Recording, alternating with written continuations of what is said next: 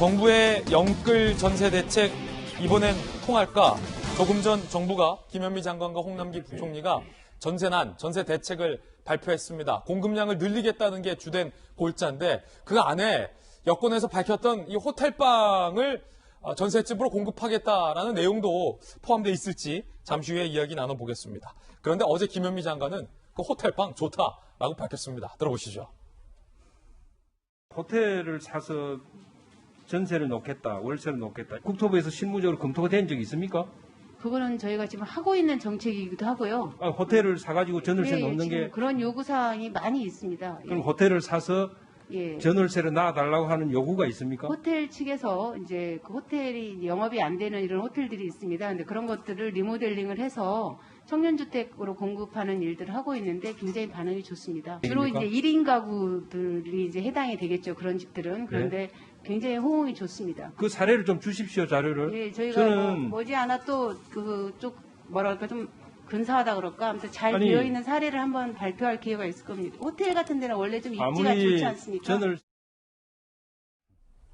잠시 후에 오늘 조간신문들이 김현미 장관이 말했던 근사하다, 잘 돼 있다라고 말했던 호텔방을 임대해준 사례에 대해서 조간신문들이 르포를 한 기사들이 많습니다. 잠시 후 소개를 해드리겠습니다. 자, 야당에서는요, 이 호텔방을 임대주택으로 주겠다라는 이 정부의 전세대책 공급대책 중에 일부에 대해서 반발을 했습니다. 들어보시죠. 월세가 30대 넘어에 가구 대여비하고 전세가 잡히면 70만 원이거든요. 뭐 그런 경우도 있겠고요. 예.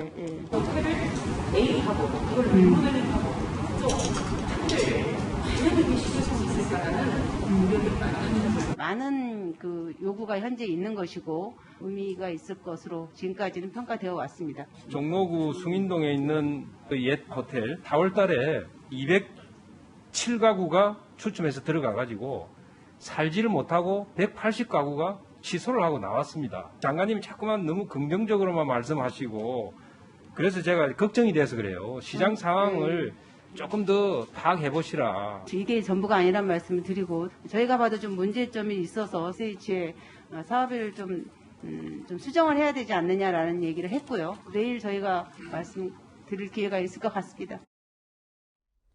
자, 조금 전 김현미 장관이 전세 대책 발표를 했습니다. 호텔방과 관련돼서 논란이 되고 있는데 조금 전 김현미 장관은 전세 대책 중에 굉장히 극히 일부분을 갖고 마치 전세인 것처럼 호도되는 것이 당혹스럽다라고 이 부분에 대해서 반박하기도 했습니다. 그렇기 때문에 이 부분 전달해 드리는데요. 그럼에도 불구하고 지금 시중에서는 이 호텔방 공급안이 굉장히 뜨거운 논란이 되고 있습니다. 부글부글 끓는 민심 살펴보시죠. 전세 난민 종착지가 방음도 안 되는 호텔방이냐, 차라리 캠핑카를 지원해 달라. 호텔로 안 되면 모텔, 여인숙, 축사, 텐트, 그 다음은 다리 밑으로 안내할 거냐라는 논란이 일고 있고요. 동아일보, 조선일보, 중앙일보, 한국경제 등의 실제 취재된 내용들 소개해드립니다. 겉으로 보이는 임대주택 숫자만 늘리겠다는 소리다. 호텔 개조 얘기까지 나온 건 결국 아무 대책 없다고 시인한 것이다. 라는 비판의 여론이 현재 제기되고 있는 그런 상황입니다. 자, 이 논란은 박정하 대변인, 바로 여당 대표가 호텔방을 공급하는 것도 포함되어 있다라고 밝히면서 좀 시작이 됐죠? 예. 왜 근원적인 대책에 대해서 고민을 안 하고 자꾸 이렇게 잘못된 걸 이렇게 얹혀가서 해결을 하려고 하는지 잘 모르겠습니다. 지난 우리 전월세 대책 나오기 전에 주택 공급 대책 얘기 나올 때도 정말 원하는 곳에 괜찮은 집을 달라고 했는데 그냥 저 변두리 아니면 잘 안 팔리는 것 이런 데 가서 살라고 하더니 이제 전월세 대책 하는데 겨우 호텔방 아니면 또 공장 부지 정리해가지고 임대주택 가서 살라고 하는 거가 맞는 건지 잘 모르겠어요. 제가 총각 때도 사실은 요즘 대학 근처 가도 원룸 많이 있잖아요. 총각 때도 저런 데 좀 살았었는데 그게 결국에는 말이 좋아 청년주택이지 결혼하기 전에 잠깐 1, 2년 거쳐가는 그런 기거지잖아요. 저걸 가지고 무슨 전월세 대책이라고 얘기하는지 답답할 수밖에 없습니다. 그러면 결국에는 니들은 강남 살지 말고 니들은 서울 살지 말고 저 대충 가서 거기서 살아라라고 하는 얘기밖에 더 되는가라고 얘기할 수밖에 없어요. 제가 국민들이 어디 뭐 개울에 가재고 개분개입니까? 두 번째, 지금 전월세 대책 얘기 나옵니다만은 뭐 호텔방, 뭐 못 쓰는 공장 부지 다가구 주택 얘기 나오고 임대주택을 뭐 10만 가구 이상 공급한다는 대책 오늘 아침 발표된 걸로 알고 있어요. 그런데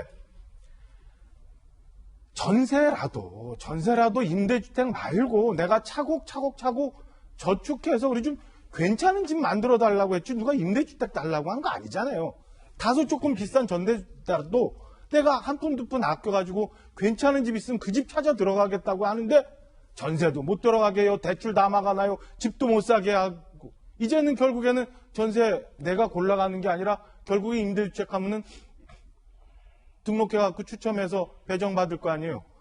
주택도 배정받으라는 얘기예요. 이게 무슨 부동산 문제에 관한 한 제가 볼 때는 예. 우리 너무 사회주의 성격을 갖고 사회주의 국가로 가는 것 같아서 너무 오늘 아침에 개탄스럽고요. 예. 아직 집 찾아다니는 많은 국민들한테 송구하고 죄송스러울 수밖에 없습니다. 예. 자, 이게 사회주의냐? 라는 비판까지 주셨는데, 박수현 대변인, 바로 의견 부탁드립니다. 예, 현 정부의 몸을 담았고, 또 집권당 소속의 한 사람으로서 송구스럽게 그지없습니다. 그러나 부동산 문제, 주택 문제, 이것은 심리와 신뢰입니다. 우리 박정하 대변인께서 지금 서민과 국민의 마음을 대변하시는 말씀을 하셨지만, 결과적으로 언론과 정치권에서 사실 이렇게 과도하게 이런 한 문제를 전체로 일반화해서 다시 말씀드리면 전세 문제를 전월세로 해결하기 위해서 발표한 여러 가지 대책 중에 하나 들어있는 그 호텔의 문제를 발표한 전체의 문제처럼 과도하게 이렇게 해석하시고 국민께 말씀드리는 것은 불안 심리를 더욱 자극하게 하는, 그래서 이 부동산 시장을 더욱 불안하게 만드는 요인이 되는 것이 틀림없다라고 하는 협조와 당부의 말씀을 좀 먼저 드리고요. 예. 지금 정부는 어떤 것이든지 다 하고 있습니다. 그리고 부동산 정책은 이명박 정부가 됐건 박근혜 정부가 됐건 문재인 노무현 정부가 됐건 선택할 수 있는 정책 카드는 제한적으로 누구나 다 알고 있는 모범 답안들이 있습니다. 그리고 그것을 어느 시점에 어떻게 적절하게 선택해서 사용하느냐의 문제이지 어떤 무능과 유능의 차이도 아니고요. 이런 문제입니다. 또 지금은 변명하자고 하는 것이 아니라 그 초유동성의 그 시대에 보면 어떤 부동산 시장의 외의 투자처를 잘 만들어내지 못하는 이 코로나 시대 이런 문제들이 겹쳐 있고요. 그러나 오늘 이 전월세 시장에 대해서 정부가 종합적인 대책을 발표했는데 이 부분에 대해서 한번 더 지켜보고 모든 노력을 다 해야 된다라고 예. 하는 말씀을 드리고, 다만 지금 그 말씀하시는 그 어떤 국민들의 비판의 누리꾼들의 반응이나 우리 박정하 대변인을 비롯한 또 야권의 비판이나 이런 것들도 정말 폭넓게 정말 진지하게 받아들이면서 반영하려고 하는 그런 자세가 또 반영이 되어야 오늘 발표하는 그런 공공임대주택의 확대 이런 것들이 또 효과가 더 있을 것이라는 말씀을 드리고 싶습니다.